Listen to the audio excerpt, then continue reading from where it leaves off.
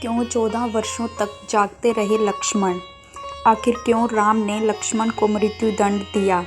आज आप रामायण से जुड़ी 12 ऐसी बातें जानेंगे जो आपने पहले कहीं भी नहीं सुनी होगी। स्वागत है दोस्तों आपका मिट्टी चैनल पर। नंबर 1, लक्ष्मण रेखा का वर्णन वाल्मीकि रामायण में नहीं है। पूरी रामायण की कहानी में सबसे पेचीदा प्रकरण लक्ष्मण रेखा की घटना है, जिसमें लक्ष्मण वन में अपनी झोपड़ी के चारों ओर एक रेखा खींचते हैं। जब सीता के अनुरोध पर राम स्वर्ण हिरण को पकड़ने की कोशिश करते हैं तो वह हिरण राक्षस का रूप ले लेता है। इस घटना के संबंध में अज्ञात तथ्य यह है कि इस कहानी का वर्णन न तो वाल्मीकि रामायण में है और रामचरितमानस में, लेकिन रामचरितमानस के लंका कांड में इस बात का उल्लेख रावण की पत्नी मंदोदरी द्वारा किया गया है। नंबर 2, आखिर क्यों राम ने लक्ष्मण को मृत्युदंड दिया? रामायण में वर्णित है कि श्री राम ने ना चाहते हुए भी जी जान से प्यारे अपने छोटे भाई लक्ष्मण को मृत्युदंड दे दिया। आखिर क्यों भगवान राम ने लक्ष्मण को मृत्युदंड दिया था? यह घटना उस वक्त की है जब श्री राम लंका विजय के बाद अयोध्या लौट आए थे और अयोध्या के राजा बन गए थे। एक दिन यम देवता को कोई महत्वपूर्ण चर्चा करने के लिए श्री राम के पास आना था और चर्चा आरंभ करने से पहले उन्होंने भगवान राम से कहा कि आप मुझे वचन दें कि जब तक मेरे और आपके बीच वार्तालाप होगा हमारे बीच कोई नहीं आएगा और जो आएगा उसे आप मृत्युदंड देंगे। इसके बाद राम लक्ष्मण को यह कहते हुए द्वारपाल नियुक्त कर देते हैं कि जब तक उनकी और यम की बात हो रही है वो किसी को भी अंदर न आने दें, अन्यथा वे उसे मृत्युदंड दे देंगे। लक्ष्मण भाई की आज्ञा मानकर द्वारपाल बंद कर खड़े हो गए। लक्ष्मण को द्वारपाल बने कुछ ही समय बीतने के बाद वहां पर ऋषि दुर्वासा का आगमन होता है। जब दुर्वासा ने लक्ष्मण से अपने आगमन के बारे में राम को सूचित करने के लिए कहा तो लक्ष्मण ने विनम्रता के साथ मना कर दिया। इस पर दुर्वासा क्रोधित हो गए तथा उन्होंने संपूर्ण अयोध्या को श्राप देने की बात कही। लक्ष्मण ने शीघ्र ही निश्चय कर लिया कि उनको स्वयं का बलिदान देना होगा ताकि वो नगर वासियों को ऋषि के श्राप से बचा सके, और उन्होंने भीतर जाकर दुर्वासा के आगमन की सूचना श्री राम को दे दी। अब श्री राम दुविधा में पड़ गए क्योंकि उन्होंने अपने वचन के अनुसार लक्ष्मण को मृत्युदंड देना था। इस दुविधा की स्थिति में श्री राम ने अपने गुरु वशिष्ठ का स्मरण किया और कोई रास्ता दिखाने को कहा। गुरुदेव ने कहा कि अपने किसी प्रिय वस्तु का त्याग उसको मृत्यु के समान ही है, अतः तुम अपने वचन का पालन करने के लिए लक्ष्मण का त्याग कर दो। लेकिन जैसे ही लक्ष्मण ने यह सुना तो रोने राम से कहा कि आप भूल कर भी मेरा त्याग नहीं करना। आपसे दूर रहने से तो यह अच्छा है कि मैं अपने वचन का पालन करते हुए मृत्यु को गले लगा लूँ। ऐसा कहकर लक्ष्मण समाधि ले ली।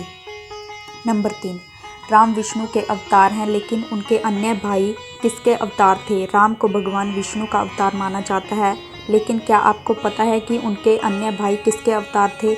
लक्ष्मण को शेषनाग का अवतार माना जाता है।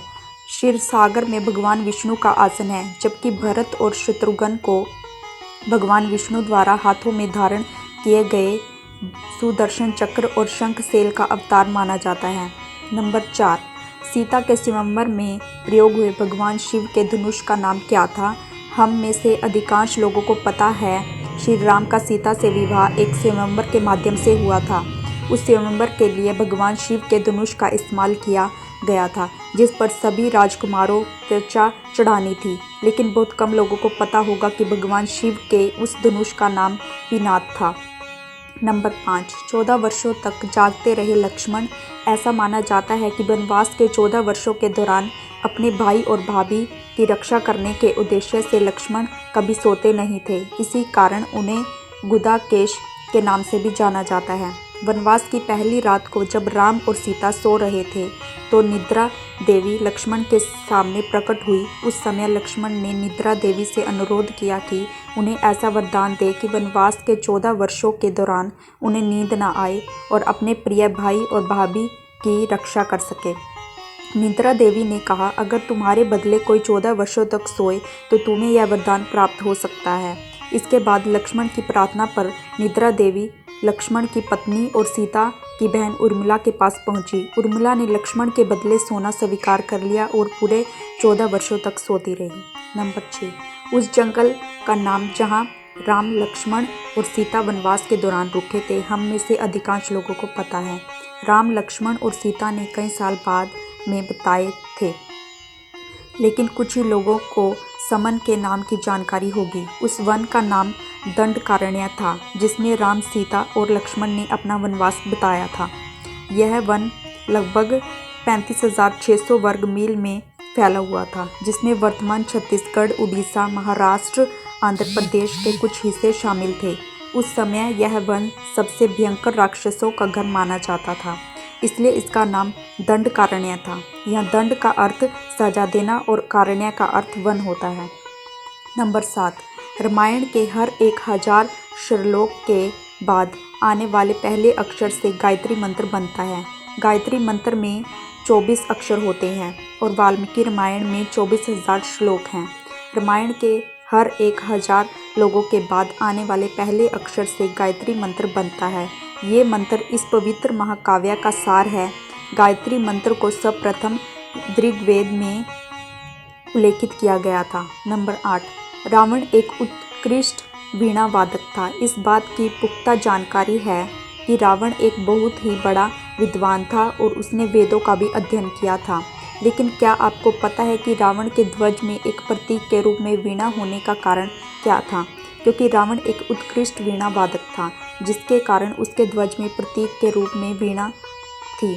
हालांकि रावण इस कला को ज़्यादा तवज्जो नहीं देता था, लेकिन उसे यह वाद्य यंत्र बजाना बहुत पसंद था।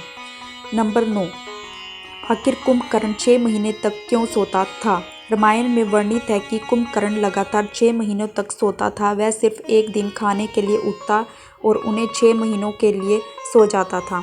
लेकिन क्या आपको पता है कि कुंभकर्ण को सोने की आदत कैसे लगी? एक बार एक यज्ञ की समाप्ति पर ब्रह्मा कुंभकर्ण के सामने प्रकट हुए। उन्होंने कुंभकर्ण के वरदान मांगने को कहा। यह देख कर इंद्र भगवान को डर सताने लगा कि कहीं कुंभकर्ण वरदान दे इंद्र सेना न मांग ले।